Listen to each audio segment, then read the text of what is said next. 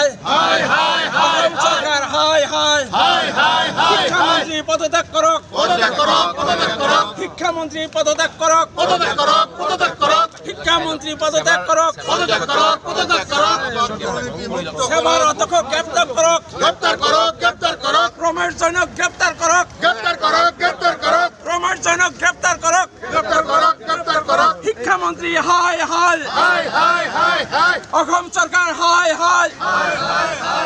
শিক্ষামন্ত্ৰী পদত্যাগ কৰক শিক্ষামন্ত্ৰীয়ে পদত্যাগ কৰক ইমান তাৰিখে দিব এটা ৰিজাল্টটো এদিন দেৰি হ'লেও কোনো ডাঙৰ কথা নহয় কিন্তু এই পৰীক্ষাটোত যে ইমান খেলি মেলি এই কথাখিনি কিন্তু এতিয়া চৰকাৰৰ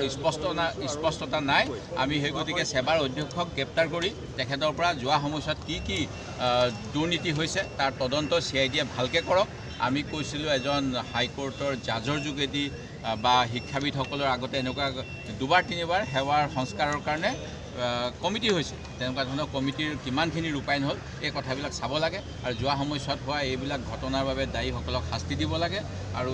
এতিয়া কি কৰিব আজি স্পষ্টভাৱে বিধানসভাত আমাক ক'ব লাগে আমাৰ কোনো ডিভাইচ নাই আজি এই বিষয়ত মাত মাতিবলৈ কাৰণ আজি 0 আৱাৰ বা কিবাবিলাক মন কৰি থৈছে কিন্তু এই যে ডাঙৰ ঘটনাটো আজি সকলো বাতৰি কাকত আৰু আপোনালোকৰ মাধ্যমত ওলাইছে এই বিষয়ত চৰকাৰে